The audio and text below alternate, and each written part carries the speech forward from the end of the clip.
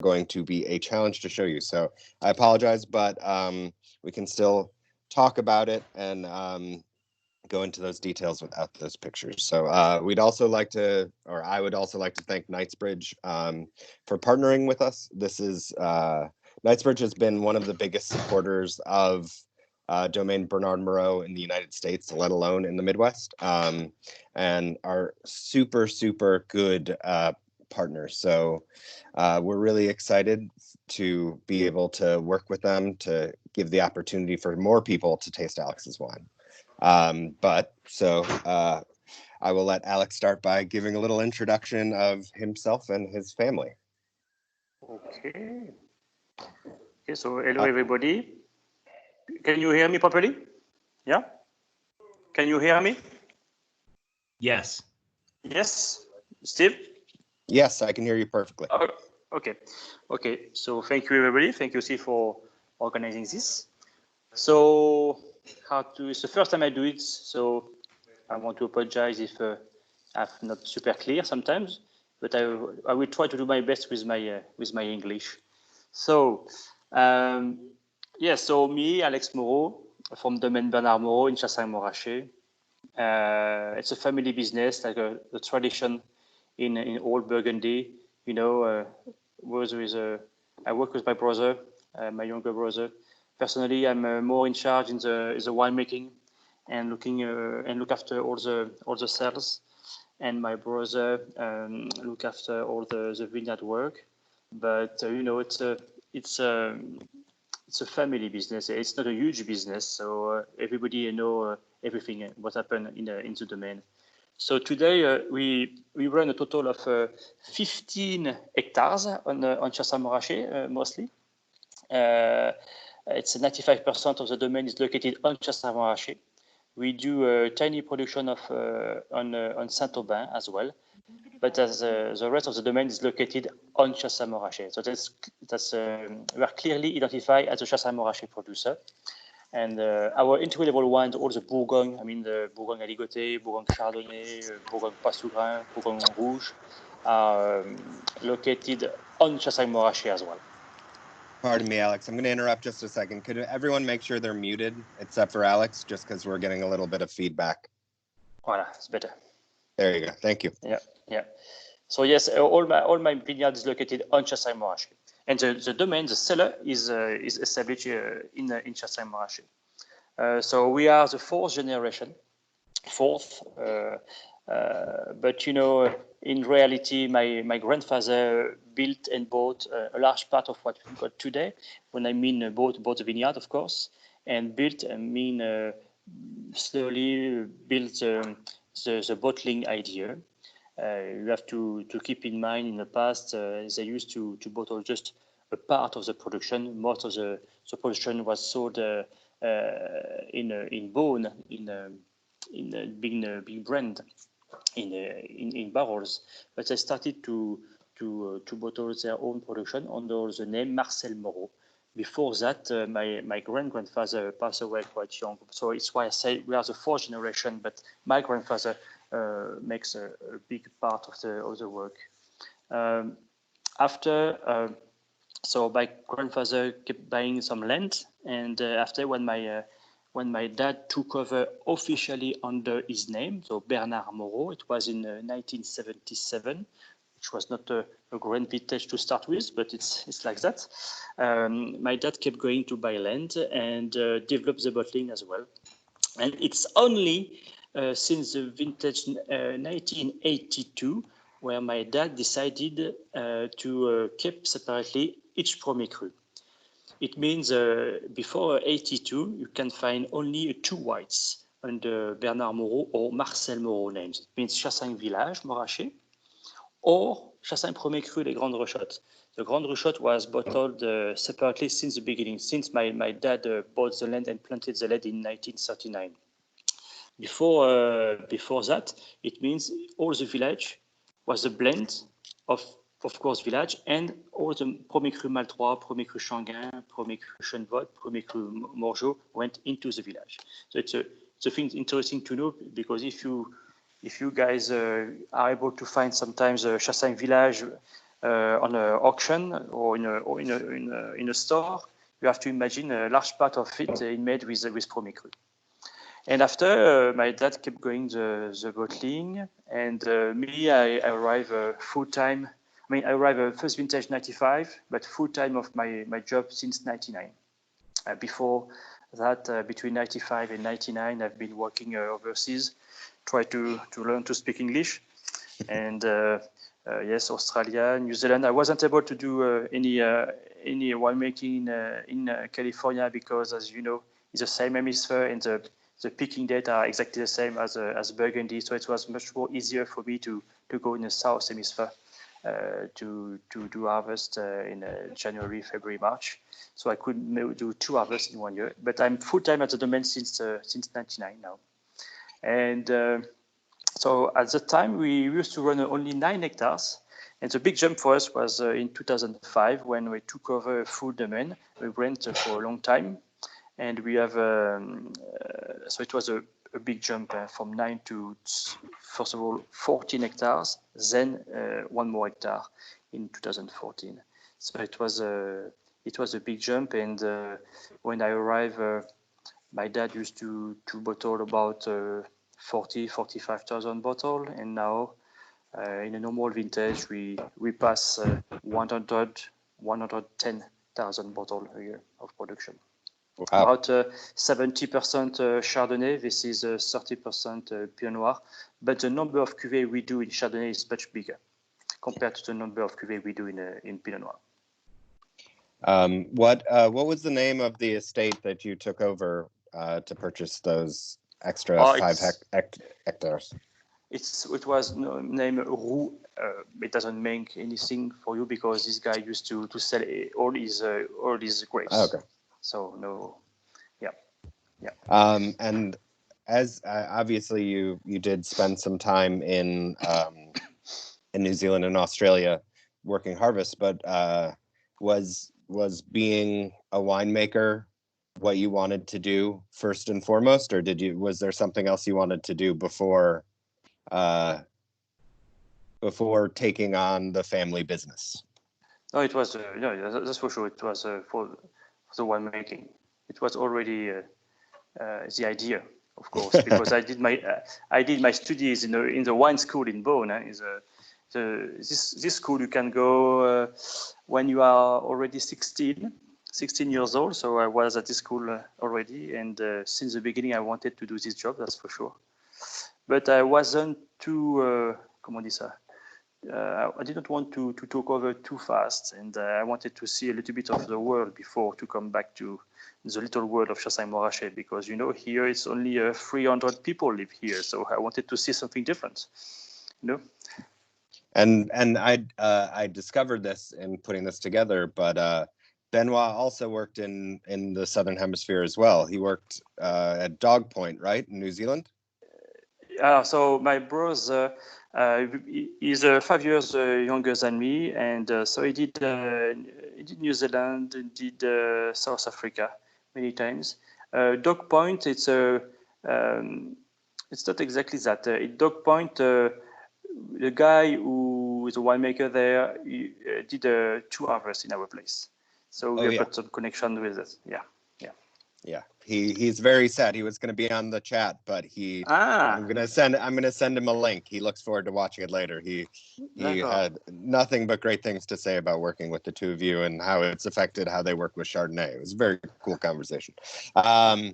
Anyhow, so obviously historically Chassagne-Montrachet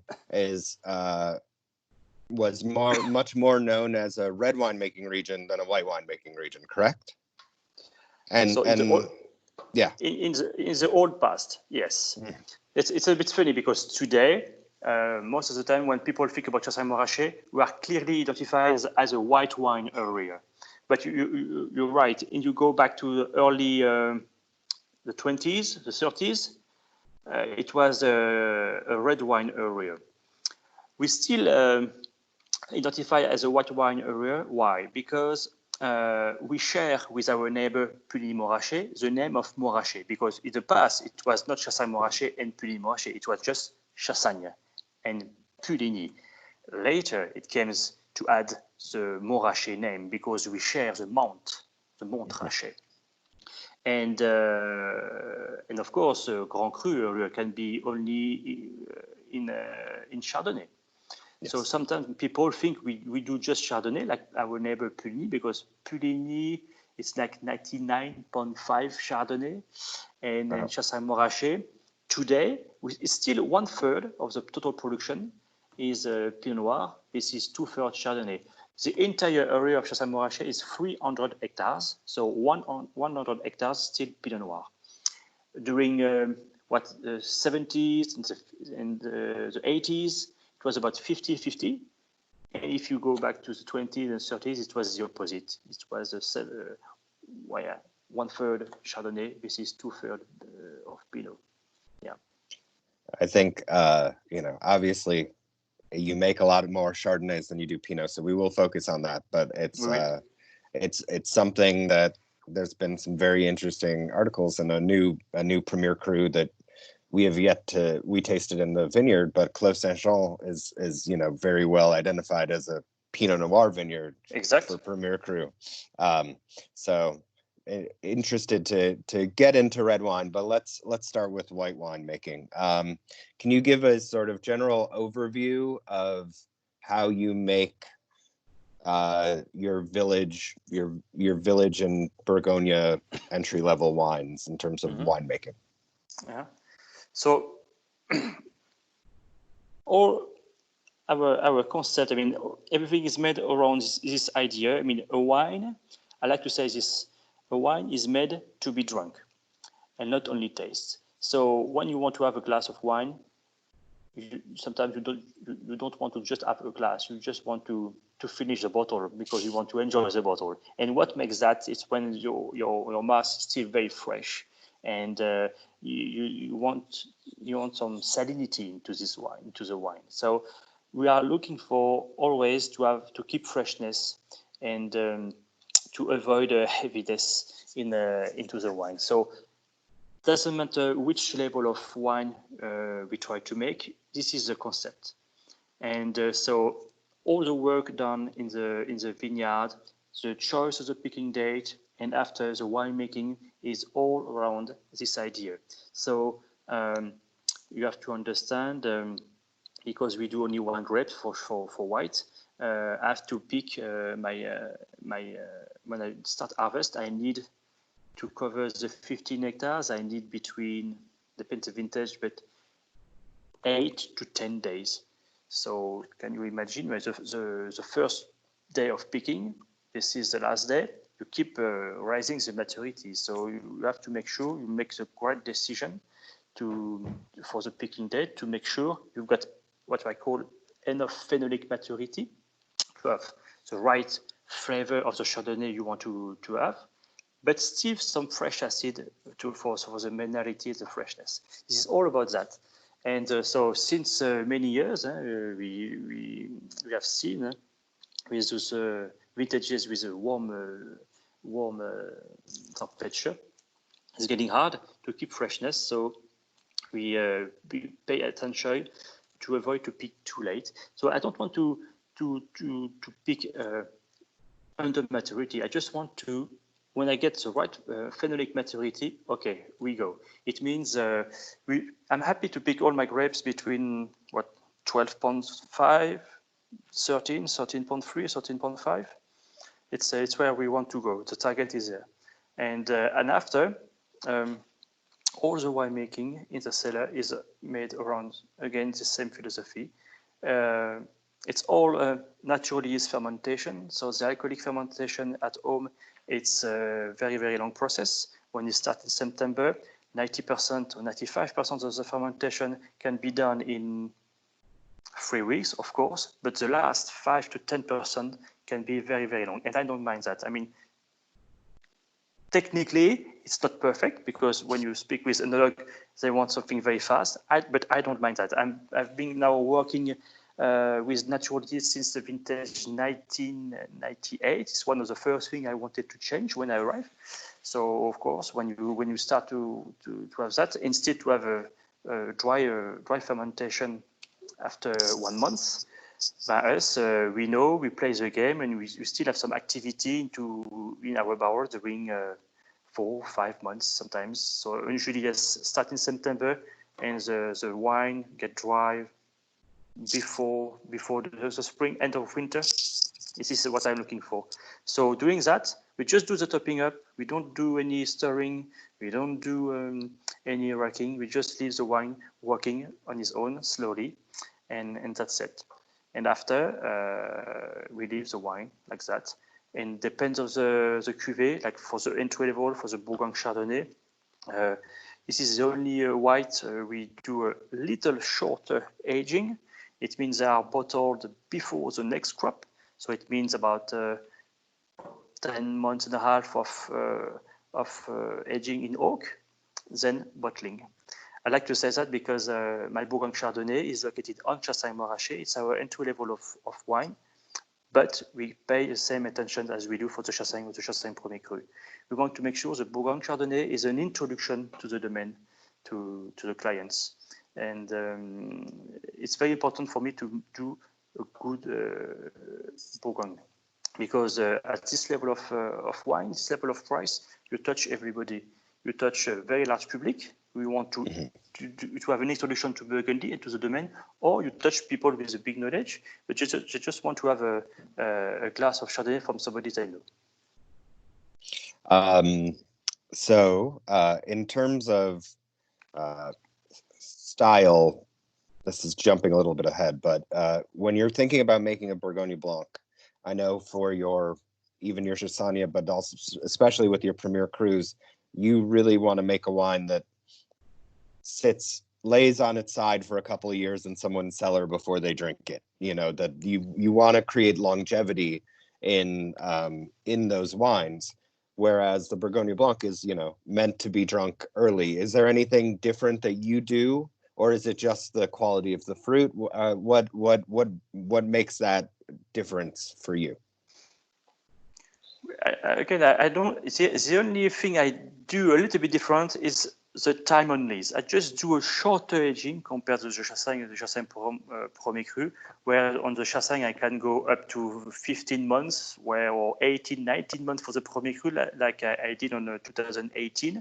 But for my Bourgogne Chardonnay, yes, less than 1 year, just to preserve a little bit of fruit and just to make the wine a little bit more charming on the early drinking way somewhere.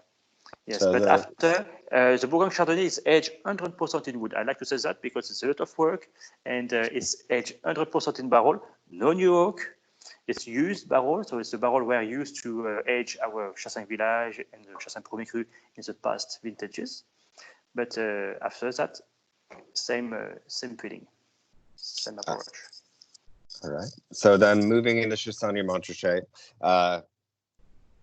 we talked a little bit about yesterday that you're getting fruit from the north side of Chassagne, which is right abutting Puligny and even some Grand Cru vineyards from where those are. Yep. And then also on the south side, closer to Moreau, where 70% you said comes from the north side and 30% from the south. Yeah. Can you talk about what creates a typical Chassagne-Montrachet for you, and what do you think the north side and the south side of the village offer to make that typical village level wine for you? So I like to say first, my Chassagne Village cuvée is so far the largest production of the domain. It's 40-45% of our total production. It's this cuvée of Chassagne-Montrachet Village. Mm-hmm. And because, as you have said, we own both sides of the appellation Chassagne-Montrachet, and because we blend it, I think it gives you a good example of what can be a Chassagne-Montrachet. So the south part of Chassagne-Montrachet, where we in the area called Les Mazures, for example, or Les Chaumes, just below Premier Cru Moreau and below Premier Cru Chanquin, I think it's where we get the bone of the final blend, the depth and the structure. The north part of Chassagne-Montrachet, just below, so some are below the Grand Cru, and some are with the border with the Puligny-Morachet. I would say it's where we get the finesse and the fruitiness and the freshness. So of course, everything is not necessarily picked at the same time. It doesn't matter if the vineyards are close to each other. We are go and pick when we think it's ready. So it takes for us, it takes 4 or 5 days to cover all the Chassagne village area, and after everything is blended in juice. But in Chassagne-Morachet, the reputation of Chassagne-Morachet compared to Puligny or Meursault, Chassagne-Morachet is known to produce wine, I would say, quite friendly. They are fruity, easy to like. Easy in Chassagne-Morachet, it's very easy to make a wine with a certain roundness and with some good fats. But I don't want to go against the terroir, but I think you can guide a little bit the terroir. And me, I want to guide it on the freshness. So again, picking date and the way as we do the wine make our big cuvée of Chassagne-Morachet maybe a little, maybe less attractive than a Chassagne can be, but we definitely want to target on the freshness. So before jumping back into Chassagne, can you tell us a little bit about the working in Saint-Aubin and the Premier Cru that you work with in Saint-Aubin? Mm-hmm. So we do a little production of Saint-Aubin Premier Cru en Remilly.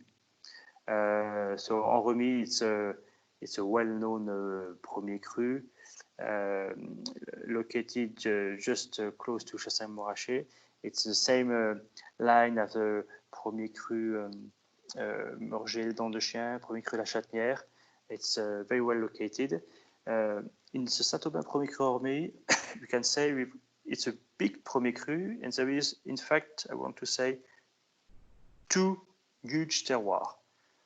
One in the Coteau, and one over where it's I don't know in English, it's called the plateau, when it's more flat, higher in altitude.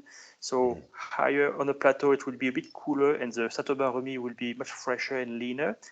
And this is the Coteau, where it's south-facing, and the wine will be a bit more riper, and it's where we are.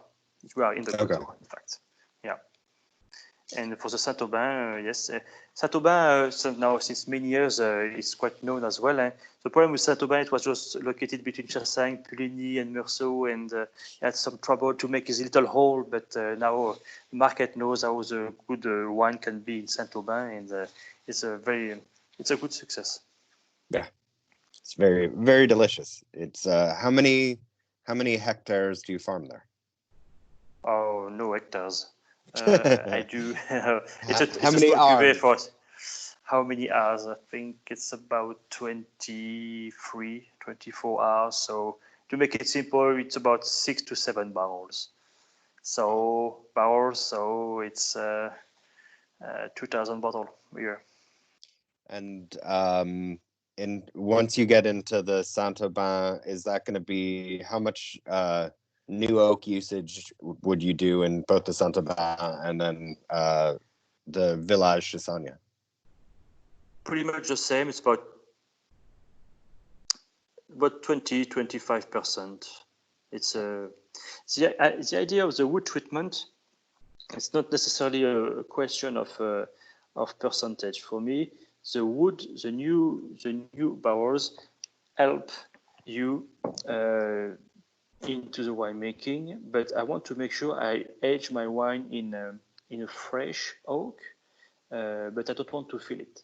So it's all a play and a game between a proportion of new barrels in my cuvée, but I don't want to fill it. So after you've got the depth of the wine, we can say that eat the new wood a little bit more. So it's why I said Bourgogne Chardonnay with no new barrels. The Chassagne Village is about 20%, like the Saint-Aubin. And for the Premier Cru, Chassagne-Morachet, it's maximum 30%, which is more 25% as well. Again, it's more about rotation in the cellar. There is never a cuvée 100% Moreau here, never. Could you take your camera, your iPad out the window, and we can show everyone the Premier Cru's you see from your kitchen table, but Alors, we are lucky with the weather because I was working in the vineyard all the day and we had 2 big showers 1 hour ago. Now it's a blue sky. So how it works, like that. Okay, voila. Can you see that? Yes, it's great. Okay, so it's my garden. My garden, but it's a garden called Chassagne Premier Cru La Malle 3. So, okay, the wall, because it's a little clos, right? We own that. We've got 3 plots of Malle 3. One of the Malle 3 is this one. Behind the wall, after, there is vineyards where you can see a little bit of Premier Cru Les Chenevottes. On the left, when it's a little bit steeper, you can see Chassagne Premier Cru Les Vergers, and if you go up there, it would be Chassagne Premier Cru Les Chaumet. And actually, Chassagne Premier Cru en remis, it's right there. This is the coteau. It's mostly Chassagne Premier Cru, Saint-Aubin Premier Cru en remis.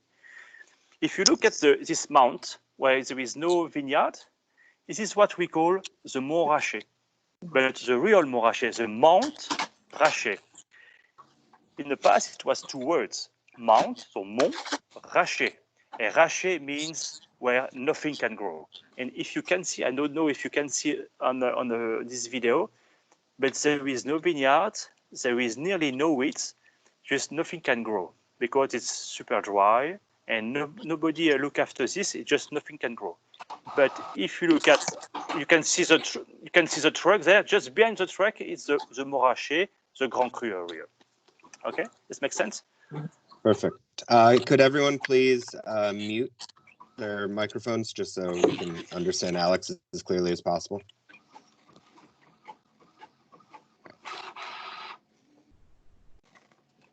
Voilà. So Perfect. when you see that, so from my house, I can see just a part of the Moraché, the Grand Cru, le Moraché. You can see there is 1 tree in the middle. This is where starts the Bâtard Moraché, and the Moraché is just on the left. So from my place, I can see only the Moraché from the Chassagne side, because the Moraché, I think it's 8 hectares altogether. 50% on Chassagne Moraché and 50% on Puligny Moraché. So this side we can see now is the part of Chassagne Moraché. And so over the top of the hill, you can, right where you're pointing, where the truck just passed, you'll see is Chevalier's right above, correct? No, the Chevalier you cannot see properly. It's behind the trees. It's on Puligny. It's on Puligny. You cannot see properly here. Here, no, it's just Chassagne side. Perfect. So let's talk about since we're staring at it. Tell us a little bit about Malle 3 as a Premier Cru site. Also, it's interesting the layout since it is in fact both in front of your winery and in your backyard, and that's not very close to each other. No, it's a little bit. It's a bit strange. It's Burgundy. It's we like to do that just to make sure nobody understands Burgundy. It's like that. Yes, it's so Premier Cru Malle 3. It's our largest Premier Cru. We've got 3 plots. One of the Premier Cru is just below. One of the plots is just below my house, and the second one will be just across the road to the domain, and one a bit further. Malle 3, for us, in our range of Premier Cru, will be one with Les Vergers, where we get the most fresher, mineral, and tighter Premier Cru in our range. So normally, Malle 3 is not the super sexy Premier Cru in the early drinking part. You have to be a bit more patient. If people want to drink a Moreau young, it's better to go on the Chassagne Premier Cru Chenevotte, for example, which is a bit more friendly and aromatic, where Maltroit will be much more leaner, fresh, and tighter. After, of course, it depends the vintage. When you've got a riper vintage, Maltroit will be a bit more enjoyable young, but when you've got a acid vintage, it will be a bit more austere. Is there, besides placement, what is the soil like in Maltroit? Well, after it's all about here. It's all about in Burgundy. It's all about the proportion of clay versus limestone, and you have to understand that the limestone will be much more present in the coteau, in the top of the hill, where the clay will be much higher proportion in the bottom of the coteau or in the village area, where the soil are more flat and richer. And it's all about that. And Chassagne Premier Cru La Maltroit will be, I would say, a bit halfway of it. It's not super steep, La Maltroit. I don't want to say it's flat, but it's not steep. But you can find some very rocky soil, because in Burgundy there is what you can see, and there is many things what you cannot see because it's underneath. And I think for people who want to travel to Burgundy, but not now because nobody can travel, but when people want to discover Burgundy and try to understand how works Burgundy, and just want to make sure we don't say too much wrong thing, it's the best time will be springtime, when people are working in a vineyard and plowing.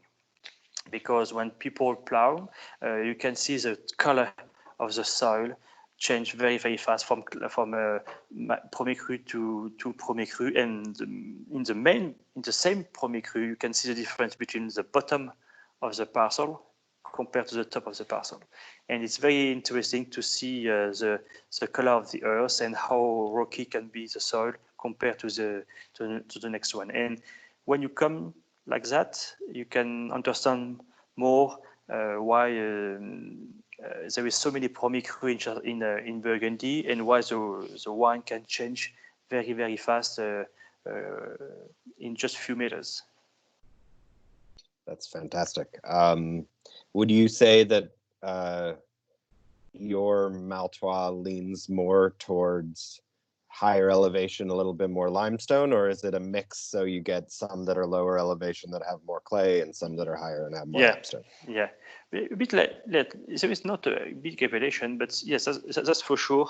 There is it can be stony soil. Stony. Yeah. Okay. Yeah.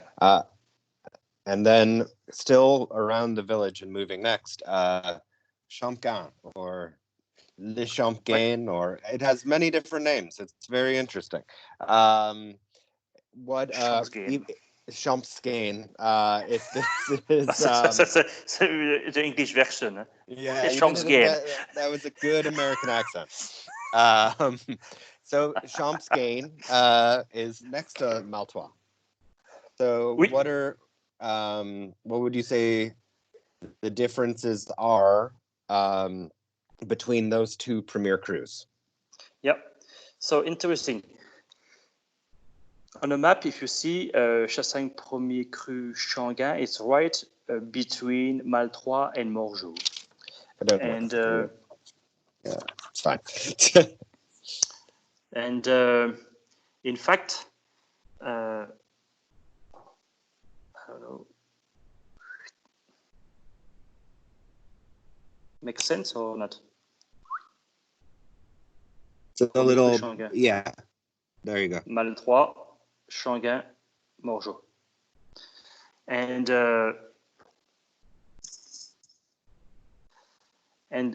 as you can see, it's right in the middle. And again, it's a terroir not necessarily steep, a bit flat, but it's just below the Chassagne Premier Cru Les Cailleret. And Les Changuin, again, it's midway between Maltroit and Moreau.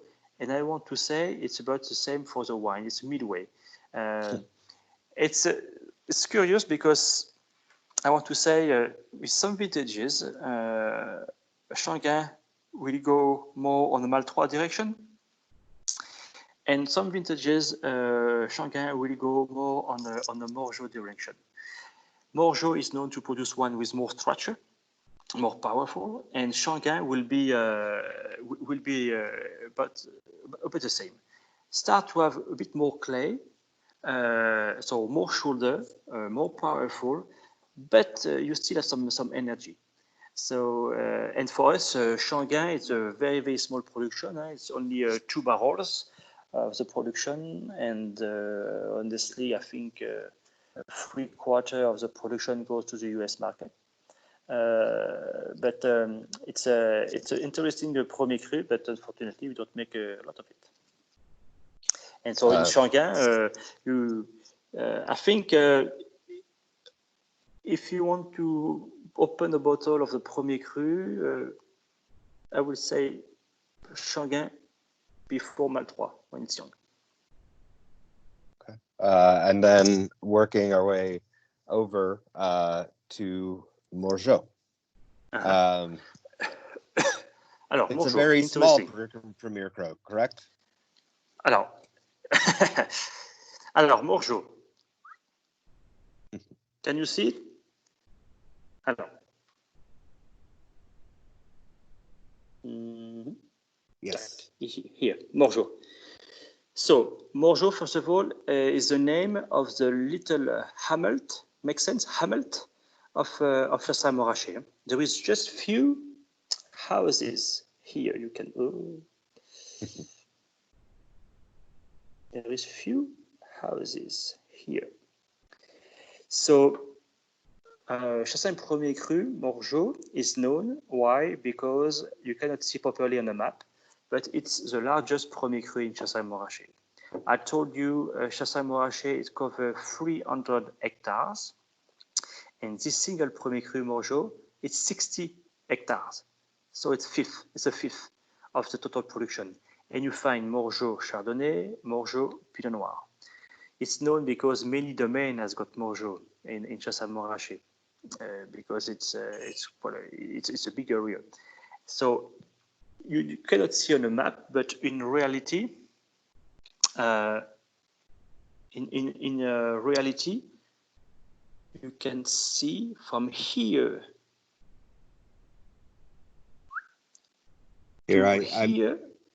I'm gonna put up a picture right now of Moreau from yesterday. Okay. So you can keep talking about it, just so they can. Yeah. So the Chassagne Premier Cru Moreau, it's a very big area, and Moreau is known to produce wine with a structure and depth. For me, it's not an early drinking Premier Cru. This Premier Cru for me need time.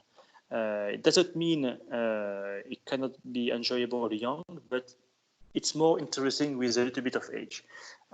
After, in Moreau, again, because it's known to produce wine with power, it's easy there to make a mistake, for my opinion, with picking dates. Because the terroirs give you naturally wine with structure. If you push maturity a bit far, I think you make wine even bigger and fatter, and it's not what I want to do. So we pay attention to avoid to pick this Premier Cru too late, otherwise we will make a Moreau with a lot of shoulder and powerful, and it's not where we want to go. But after, again, 60 hectares.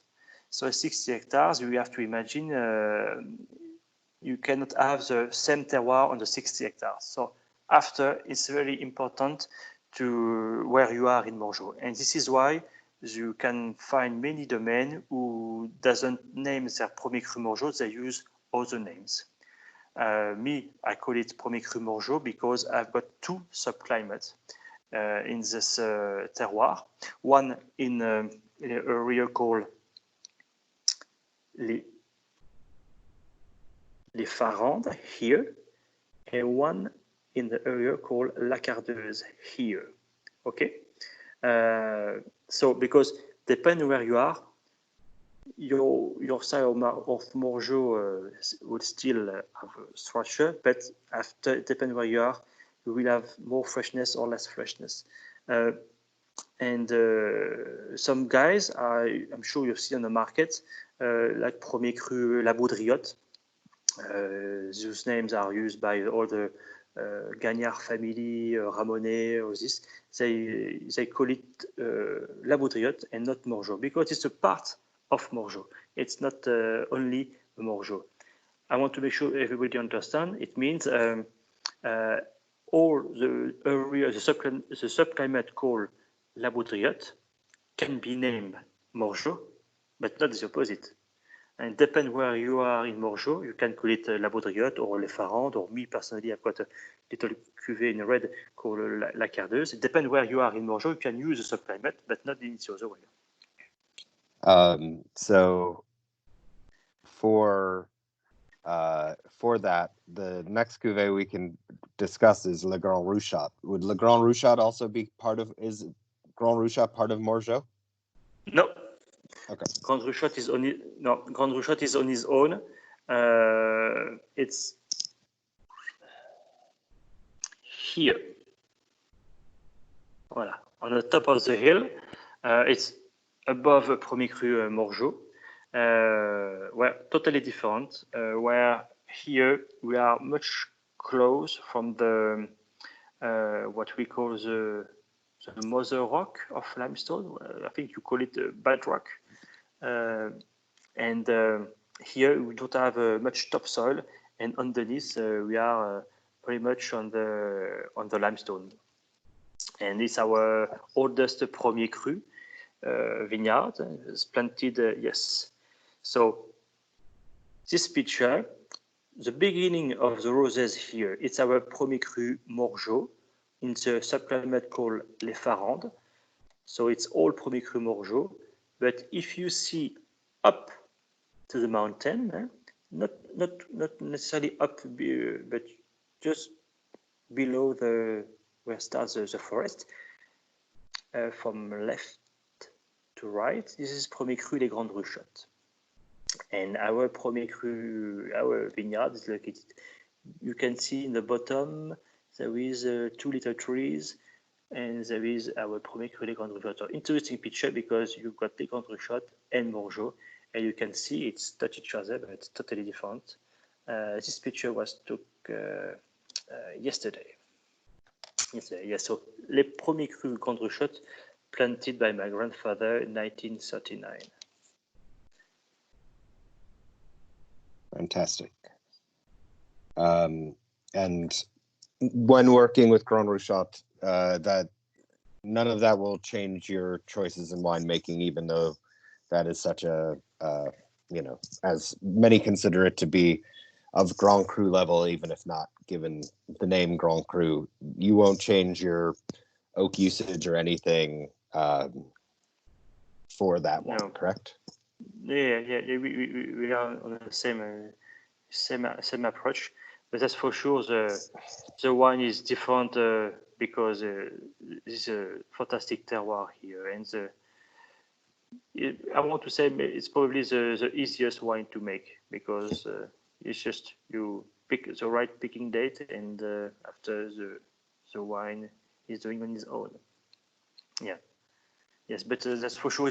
We classify this Premier Cru in a range like a Premier Cru plus because it's for me Les Grandes Ruchottes in Chassagne-Montrachet will be. We classify this area in the same line as the Premier Cru Cailleret, Premier Cru La Romanée, in the same line in altitude, but I would put in the same level in average quality. Fantastic. And then you are fortunate that you get to work with a few Grand Cru as well, correct? Mm-hmm. Mm-hmm.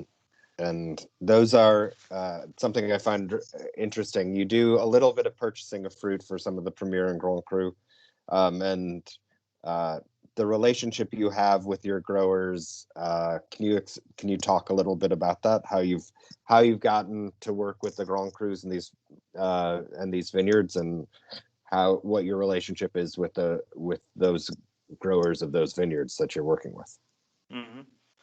So it's for me it was the only way to be able to make some Grand Cru one day, because we don't own any vineyard in this area, and so we have decided to set up a little purchase grape company to try to make some Grand Cru. But I didn't want to make it just to say I want to make it. I wanted to make sure where it's from and with the quality. So it's a small production. First vintage of Bâtard was 2008, and the first vintage of Chevalier Montrachet was 2010. It's small production. It's between 1 and 3 barrels. It depends the vintage. And yes, for the Bâtard Montrachet, it's the vineyard makes the limit between Chassagne Montrachet and Puligny Montrachet, but it's on Puligny side. And it's just super terroir. The parcel is located just below the Grand Cru Montrachet, just below the road, and it's a fantastic block. And for the Chevalier Montrachet, it's just above Le Montrachet, and here I'm working with somebody where I swap some of my own grapes. It's the best way to have a long-term contract. I need him, he need me, and so we work like that. In terms, can you go a little bit before we jump into reds? Talk about the farming that you practice. I know that it is, it's somewhere in between organic and biodynamic, and but uncertified. Can you talk a little bit about what your practices are in farming?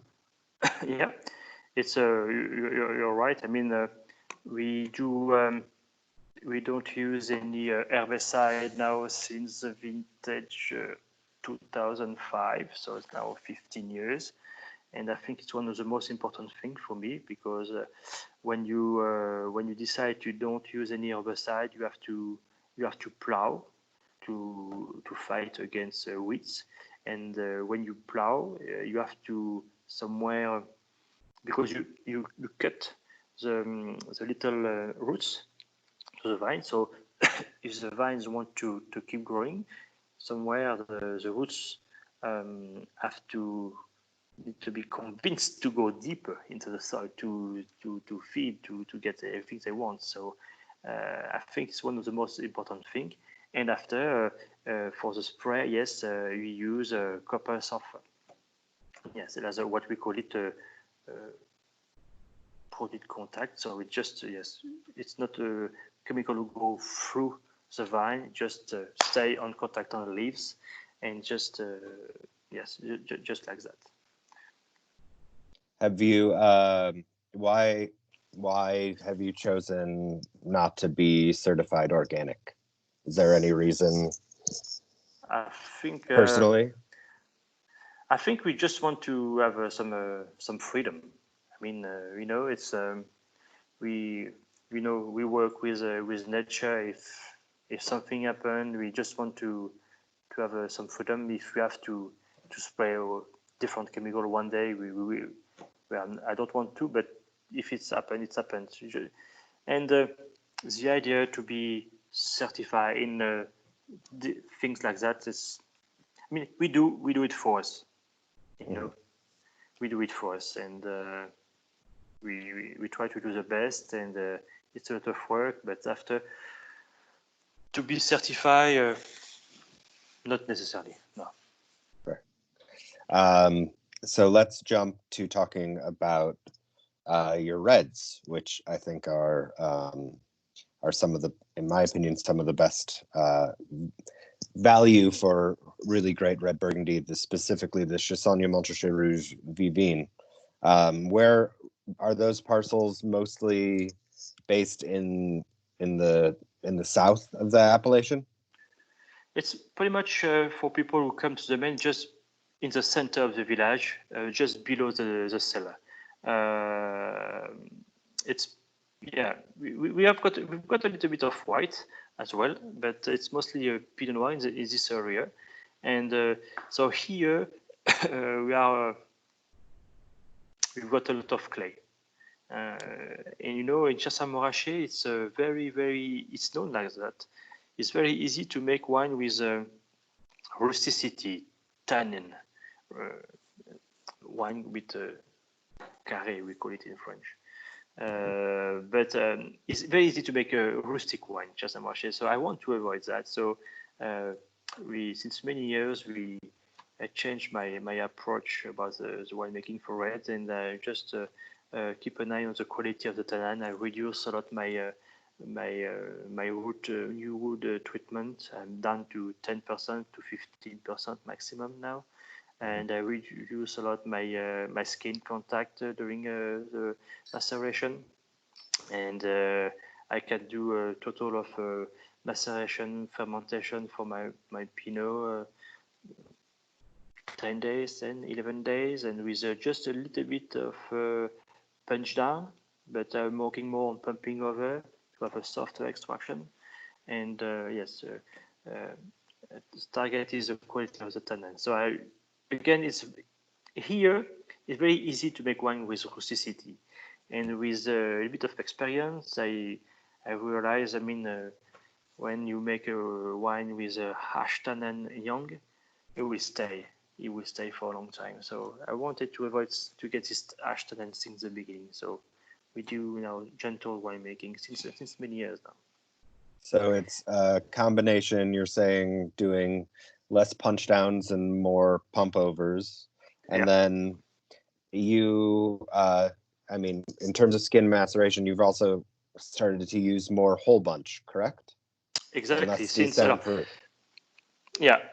so I always been interested by a part, always been interested by the winemaking with a whole cluster.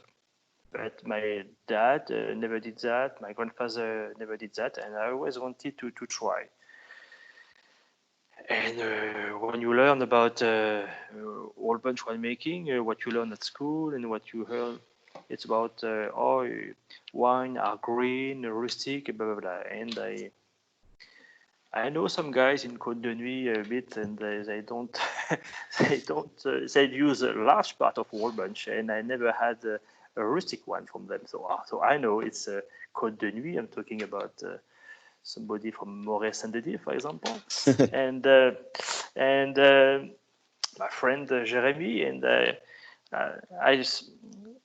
went there many times during harvest to see how they manage it, and since 2009 I decided for the first time to keep some work cluster in my premier cru Moreau, my premier cru La Cardeuse.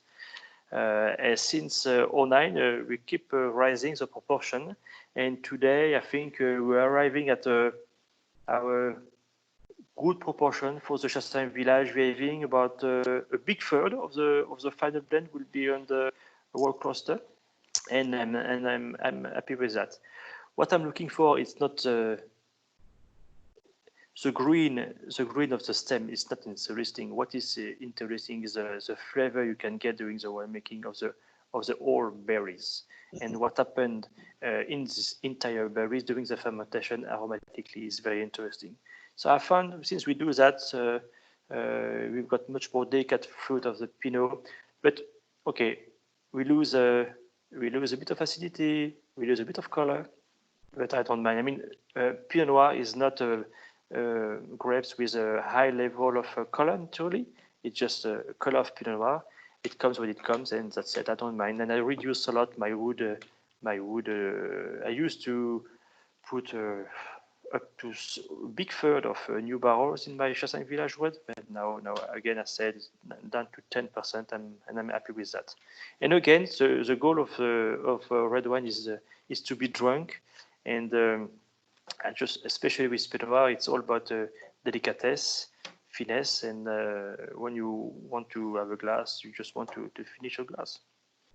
Yes. No, that's interesting. And then, because especially I know, having been fortunate enough to taste with you some of your father's wines, the style was much more aging for 10 or 15 years before you drink it. So the wine still tasted very youthful with that age, but I imagine we're still had that rusticity in their youth, so you needed to age them for that long. So it's nice to be able, especially at the price points and the accessibility of the Vivine Rouge, to have something you can go home and pop open. Le Cardouze is actually newer to the United States, but it's been something in your family for a very long period of time. Can you talk a little bit about that Premier Cru? Yeah. I actually have a picture for it as well. The picture.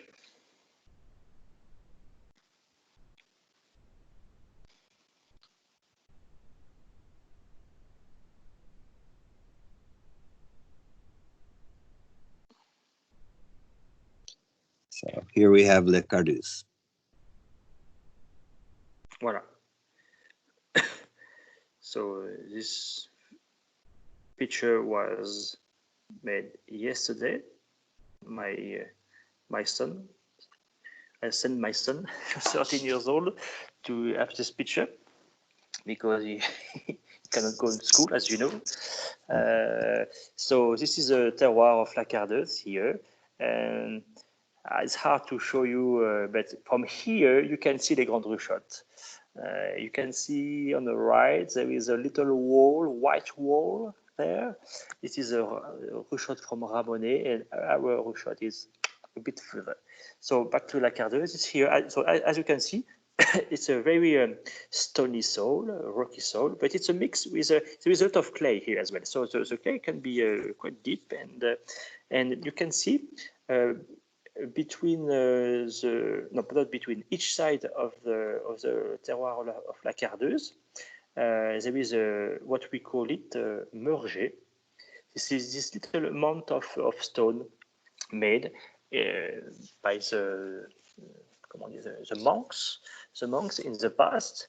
So they did that not for fun. You have to imagine they did that because they wanted to find the earth to make the vineyard, to be able to walk the ground.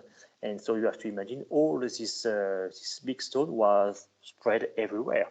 And if they didn't do that, they couldn't grow anything, or it was hard to grow because it was hard to plow and anything like that. So the particularity of this Premier Cru La Cardeuse, it's located in the big area of Premier Cru Moreau. So when my grandfather bought the land in 1951, since the beginning, he keeps this terroir separately. He called it Chassagne Premier Cru Moreau La Cardeuse, just to say, okay, it's a Moreau, but it's a little vineyard inside Moreau, and it's a monopole. So it's the Chassagne Premier Cru La Cardeuse is only from Bernard Moreau. Okay, it's a particularity of the domain, and it's a red wine, so it's a second particularity, and we wanted to keep like that. And with history, our clients, they said, I want to buy your La Cardeuse. They didn't say anymore, I want to buy your Chassagne Premier Cru Moreau La Cardeuse. So with my brother, since the vintage 2005, we have decided to take off, we can say that, take off the name Moreau and just call it Premier Cru La Cardeuse. And with a little stick monopole on it. Yes. So here, we are in the heart of Premier Cru Moreau. So Moreau, as you have said, there is, I would say, two main Premier Cru for red wine in Chassagne-Montrachet. There is Premier Cru Moreau, which include La Baudriotte or Claude La Baudriotte, known from Domaine Ramonet, for example. And the other area will be Clos Saint-Jean, as you have said, Steve. Premier Cru Clos Saint-Jean will be probably the most delicate and thin, elegant Premier Cru red Chassagne-Montrachet, where Moreau would be more on the structure and the body. And even on La Cardeuse, you are on the top of the hill, where you have seen these two mount of rocks. You are on the top of the hill, and here it's even make more structure. So again, it's very easy to make one with rusticity there, but since we work now many times, but and I move on the wall cluster 50% now since 10 years now for this Premier Cru. and it can be very, very delicate. But my dad, in fact, my dad didn't use any raw cluster. He did longer maceration, but my dad did always good reds. And today, I think we did at home, Steven. We enjoy 78 or 79. I don't remember. 79. 79. That's Yeah. what yeah. Yes, and it was 30 years old and testing very well and good color. And no, this part of Moreau is very particular. It can age very, very well. But that's for sure. For me, it's not a Premier Cru you can be drunk after 6 months of bottling. That's for sure. But after you've got vintage, where you can enjoy the wine a bit younger, like 2014, 2017. And it's vintage like that. 2018, for example, just been bottled 6 weeks ago, will be definitely a wine to age. So thank you, everyone. I know we're running a few minutes over because of my own technical difficulties. I just want to cover sort of the current state of Burgundy. Obviously, we were just talking about what the vintage 2020 or the growing season of 2020 is looking like. But if you can talk a little bit about both the vintages and the effect of climate change that you've seen in your vineyards, and what you've had to do in each of those vintages to work with what you were given. Yeah, it's interesting. We cannot deny things are changing, because I like to give this example. My birthday is the 22nd of September, and so I remember in the 80s my birthday was always before harvest, and I remember in the 80s my dad started harvest late September, beginning of October. When I was teenager, my birthday was always during harvest, always.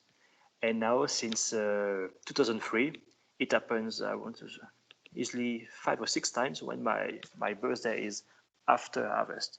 So it's a sign. And if you think about now the recent vintages like 15, 17, 18, no, yes, 19, we start harvest in August. So it's not normal. I mean, it's like that, but you have to deal with this. I want to say 03 was the first vintage where everybody were surprised with that, and I want to say now we start to have experience with that, and we are much more ready for this. I think the main difference for me is you have to manage your picking date very different. If you think about a normal picking date for Burgundy would be the second half of September. Usually, we said in 1 week we can win about 1% of alcohol potential. When you pick your grapes end of August, in for example 2017, in 3 days, the potential of alcohol rise 1.2.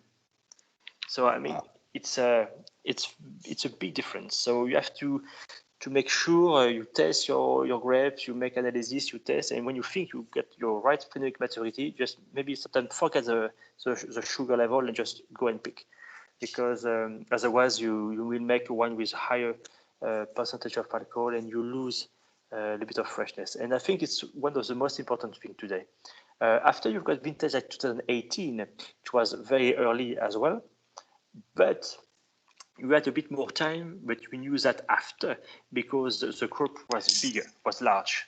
And because the crop was large, we need the sun to ripe all the grapes. So we had after some experience, of this vintage, we could say, okay, maybe it was a rush, but less than what we thought. And opposite, 19, small crop, early vintage, super warm. It was again a challenge, and we move ahead 4 times our picking date in the 2019 vintage. It was a very the first time in my life in 2018 I start harvest and I wasn't ready in the cellar. I wasn't ready. Yeah. We started the Saturday, and I was still racking wine from the previous vintage the Thursday, so 2 days before, and finish at 10 p.m. to make sure I had the empty tank, empty barrel to receive the new juice. So it was, but we have, yeah, it's like that. And 2020 looks, we'll see, because it's very early. I don't know about you, but we had nearly no winter. We had just a few days with frost during the winter. The spring starts very early, warm and dry. We get some rain now for a week, so which is good. But it's super early again. The flowering is not done, but it will happen very soon. And if it stays like that, we think we will peak around the 20th of August. So it will be again super early. But again, until the flowering is not done, we cannot say. But since I'm working, I haven't seen the 4th, the 3rd of May. I haven't seen the vineyard this period of the year that high. Yeah, it's like that.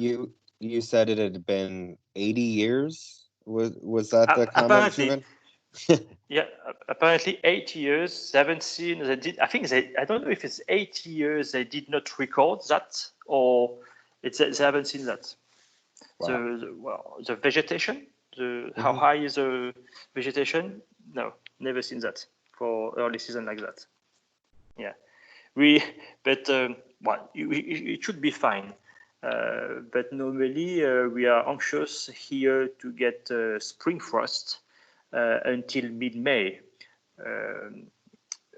Usually between the worst time is the 2 first week of May.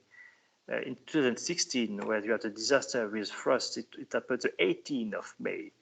So I just don't want to imagine if you get frost the 18th of May this year, it will be a disaster because the vegetation is so high. So, but I don't see that. I see the weather for the next 10 days, and we don't expect frost for the moment. So it's fine. Fantastic. So one last question. In terms, going back to the vineyards, in terms of picking time, do you have an order in which you generally will pick your vineyards based on where they are? That makes to make, especially in warmer vintages, to make the version of those Premier Crus and of your wine that you'd like? Yes, normally, most of the time I've seen that. I start with Chardonnay. Mm-hmm. I've got more space for my Pinot, usually.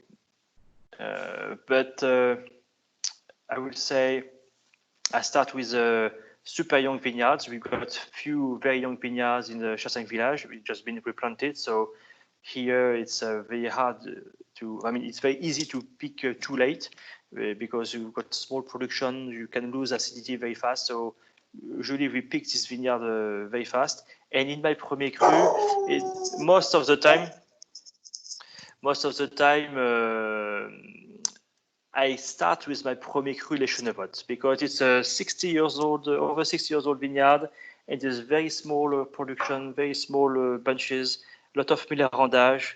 So the sugar level can go very fast. And in this specific vineyard, where already the wine can be quite ripe and can go very easy on the tropical fruit, and it's not what I want to do. So most of the time, I pick this vineyard the first day of the harvest to make sure I keep the freshness. It's easy for me for the Shelbot to pick this Premier Cru at it's always the highest percentage of alcohol naturally. So between 13.1, 13.5, depends the vintage. Yeah, but if I pass this, I know I go more on the tropical fruit, and it's not where I want to go. Exotic. And then is there? Do you typically then continue like Verger being right next to it? Is that something you'd pick right afterwards, or is that something because of the soil that you picked later? No, the Verger there is more time because the soil will be much more limestone. There is heaps of acidity there, so no rush. A bit like Les Grands Auchottes, you know. It's we are talking about a 80 years old vineyard. There is less rush in this one because it's like people go slowly when they get old. Fantastic. Well, that I want to say thank you so much for your time. I've been fortunate to visit with you in the winery twice, but these were some of the wines that, as a buyer, I loved for quality and value. And I think especially for those who are looking into getting into the start of understanding Burgundy, the Bourgogne Blanc and the Chassagne Montrachet Village are really textbook examples, always remaining fresh and acid driven and not getting overblown by the vintage. And as stated earlier, you know, the reds are really with each vintage becoming really more and more inviting and welcoming. Maybe climate change helps a little bit with that, but it seems that the pump overs and the whole cluster are doing a great job for that. So please, if you're watching this and have not tried the wines, do yourself a favor. I sadly don't have any in my own cellar, which I need to fix right now. Jamie, send me a couple. But this is a really great, for me, as with all the time I've spent tasting Burgundy, that this is a really great place to build your education from, and a really great producer to do that from. So thanks everyone for your time. If you didn't go out or reach out to Knightsbridge before this, please take some time, order a bottle of Alex's wine, and you know, hopefully you've taken some notes so you can taste what Maltois tastes like versus what he described.